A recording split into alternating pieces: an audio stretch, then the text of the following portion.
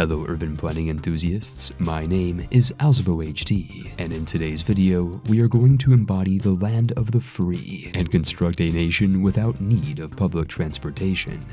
Most people play Cities Skylines to create utopias of urban design, but in this video, we will create the most American city possible by forcing our students to run across highways to go to school, abandon OSHA regulations for flavored hydration, and hydraulically frack Mother Earth to provide life, liberty, and the pursuit of property for our population.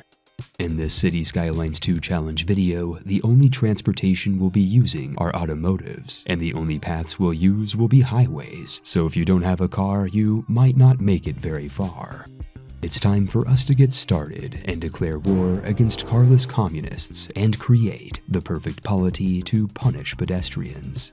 And speaking of war, this video is sponsored by Enlisted. Enlisted is a World War II free-to-play multiplayer shooter that launches you into the middle of a dynamic and historically authentic battlefield. Enlisted features a huge variety of weapons and vehicles like tanks, fighters, bombers, or quirky stuff like motorbikes or flamethrowers that you can obtain and use to customize your squad soldiers to your heart's content. Personally, I'm fond of the squad mode that uniquely combines PvP and PvE elements and lets you direct multiple soldiers, so you can take instant revenge on anyone. And of course, the ability to wreak havoc while fighting huge battles with hundreds of targets, ensuring no battle is ever the same. Support AlzaboHD and download Enlisted for free on PC, PlayStation, or Xbox in the description box below, and benefit from a free bonus of 3 days premium time and special orders for troops and weapons. Before we start our campaign, we'll need a map worthy of the American name, and most of these are foreign and European.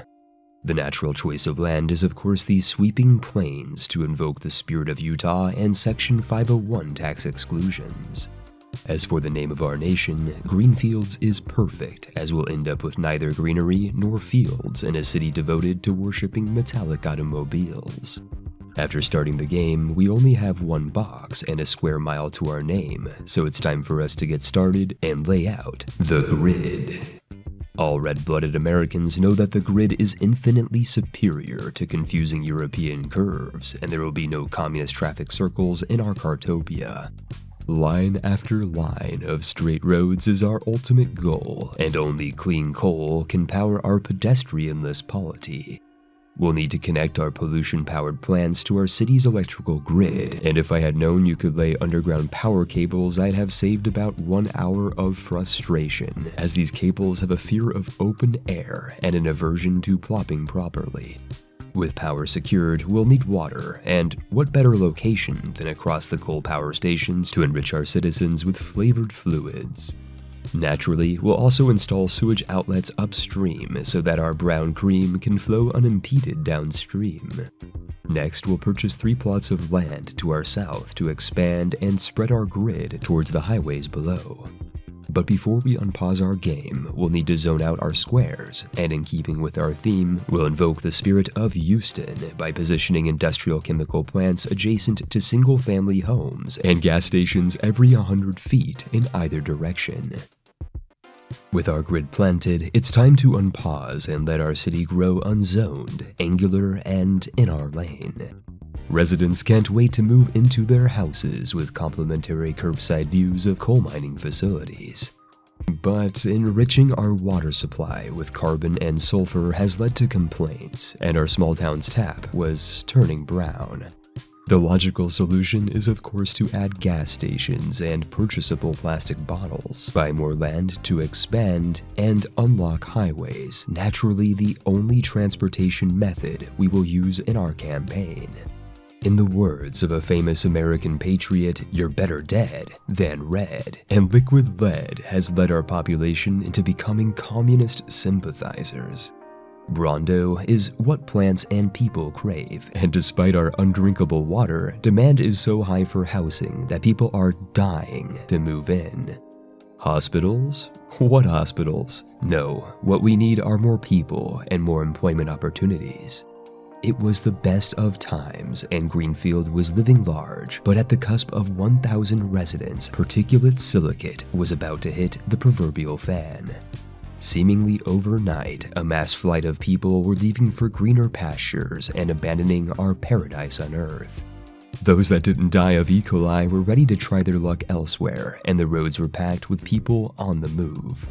Our town of 1,000 had lost 90% of its population, and by all accounts, government regulation would be the only way to save our town. Instead of pumping water from the exhaust pipes of our coal plants, we find ourselves forced to source clean river water, but it was too little, too late for our town's residents. We'd have to hide an unaffordable private clinic behind a few smokestacks for a chance at life, liberty, and the pursuit of healthiness, and the boys are back in town. Human and factory can coexist peacefully, but the most important city service had yet to exist. We need to get high, and the only way is to build literal expressways throughout our downtown and uptown districts.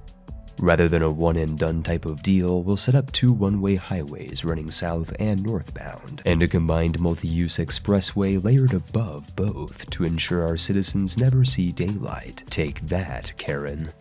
Of course, we'll also need to spread a ridiculous amount of on- and off-ramps to maximize the amount of times your car will have to change lanes, and create overpasses so tightly tuned you'll wonder how your car can stay on the road. This town reminds me of Texas, but we'll need to plop down high-density apartments for highway viewing before we obtain the full experience, and yee-haw. If you thought the solution to our problem was more highways, you are correct. 2 new highways will need to be created parallel to our original route to maximize our automobile commute, and on, off, and side ramps will sprawl throughout them all. Our lax zoning laws have already created pollution, and our solution will be to bring more cars into Greenfields by expanding our road network.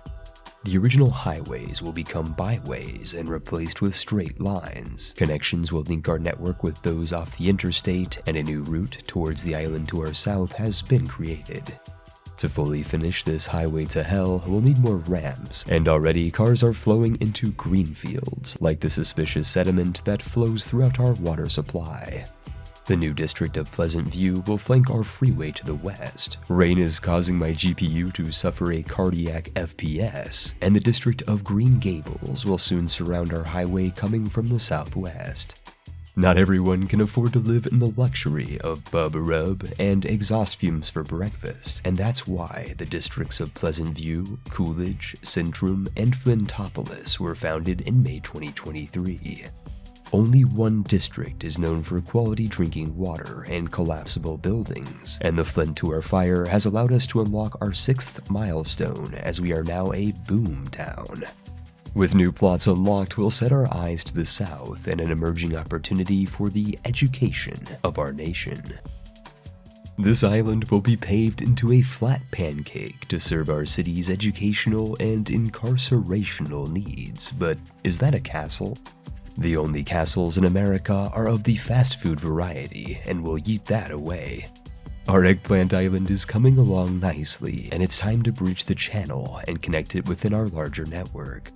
Under the bridge downtown, we'll create a red-hot chili spot and future industrial center, whose primary purpose is to generate more traffic and pollution, and we'll name it Union to honor our founding fathers. With that sweet and refreshing air of petrochemicals and a Beijing breeze of industry, we're on track to obtaining a coastline worthy of the Hudson River. But it's starting to get cold outside, which means we'll need more plans to power our polity. And to our north, Green Gables has grown, but to our south, the island issue has yet to be resolved. Our original intention was to create a center of education to force our population to walk across the highway and over the bridge to access an elementary school island. Unfortunately, schools have a limited radius of scholastic access, so today we can't force our children to play Frogger across the freeway. There just aren't enough students willing to work for their education, so we'll have to build privatized prisons for you and me to live in. Welcome to Education Island, but we'll say no to non-penal instruction. This is actually Al-Capitraz, and you can't spell freedom without indentured servitude, so feel free to join the grid and send your kids to a summer camp island adventure that lasts all year long. For actual education, we'll need to create a fulfillment center for future workers to obtain the credentials needed to work in fun factories. It's time we build an elementary school and high school, and what better location than in the middle of our city, connected only by highways, so that kids can walk to class on 4-lane expressways. Attendance will be mandatory, and students are already bumping bumpers on their way to class. The first step to graduate is to survive, and those that do can walk across the street into industrial facilities and full-time employment. This is the Greenfields Fulfillment Center, and everyone is happy here. Just don't get hit by a motor vehicle, as there isn't any healthcare. Of course, children in Cities Skylines 2 are ethereal beings that don't abide by the laws of physics, but watching them run across highways is yet another manifestation of our American dream. Greenfields is growing into a modern metropolis of over 8,000 citizens, but these are rookie numbers, and will need to expand outwards. We'll fork out our highways to the northwest and northeast and spawn new subdivisions of suburban sprawl. The affluent community of Bedford Terrace is beginning to form to our east, while the impoverished slum of Westwood Downs has touched down north of the industrial areas of Coolidge. If ever you needed a reason to avoid the prison island of Al-Capitraz, a literal sharknado of prison inmates and local fauna is destroying the district, but it doesn't matter, as housing demand is so high that people are happy to buy out the ruins and use penal labor to recreate their dream homes with next-day shipping. See you later, alligator. We now have a rank 8 big town, which means we can build an airport next to your backyard. But before we do, we'll need to build more automotive organs to protect our citizens from public transportation. Human life, much like land, is cheap near Flintopolis, and this is where we'll create an international airport to generate the pollution our pedestrians crave. First, we'll need to smooth out the land before plopping out our airport into the middle of downtown, and already citizens of the world are flying in to test drive American culture. Do you get to the Clown District very often? What am I saying? Of course you don't.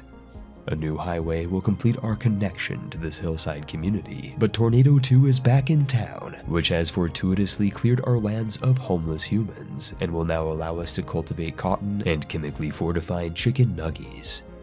Those that lack cars can walk to work. Canadians have been caught trying to flee employment, and a massive hole has suddenly appeared. The children yearn for the mines, and Greenfields is in need of trade goods, so a stone quarry will be constructed alongside the growth of the polluted periphery known as the District of Eastfields. Imagine driving in this paradise of unregulated sprawl, the taste of freedom and ozone in your nose, cruising on highways split between people and vehicle. You may not like it, but this is peak America, something like a Texan town plopped into a flyover state that peaked sometime in the last century. Our coal city is in dire need of a community college and will ensure pedestrians have to take my way, which also happens to be the highway. This southern segment of the fulfillment center will enable our captive capitalists to become corporate drones and clog our highways with daily commutes to impossibly distant office buildings, and you should know that retirement was never an option. With a population of over 12,000, we can now zone high-density commercial and residential towers to define our skyline, and will cram as many houses under the highways as we physically can. If you've seen The Simpsons, you'll know that massive nuclear plants belong in the middle of American cities, and the district of Breezy Bayou will welcome this plant to our fields. Traffic is starting to become more and more fun, and hordes of humans are on our highway in a zombified Congo line, but at least they're keeping active and healthy.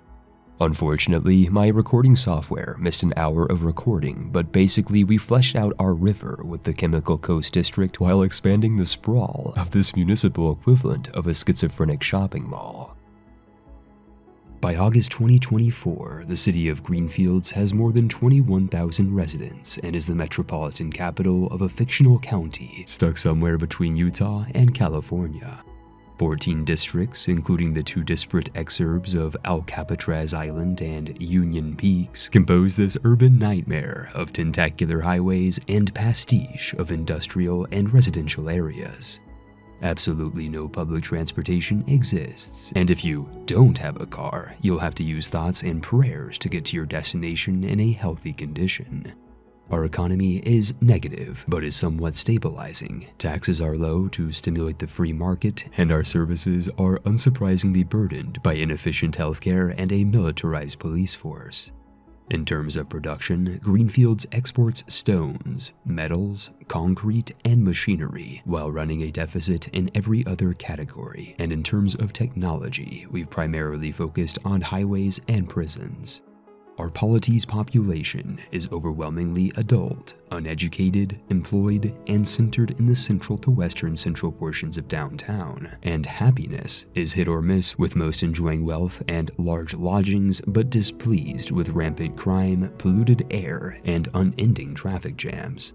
Almost half of all houses in Greenfields are polluted, especially in Breezy Bayou, the Chemical Coast, and Flintopolis. But our electrical needs are guaranteed by unregulated coal, and our water and sewage are surprisingly potable.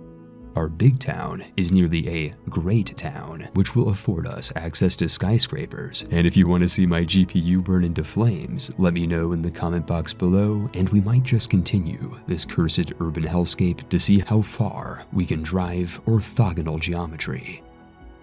Before ending today's video, this video was sponsored by Enlisted. Support AlzaboHD and download Enlisted today on PC, PlayStation, or Xbox using the description below and benefit from a free bonus of 3 days premium time and orders for troops and weapons.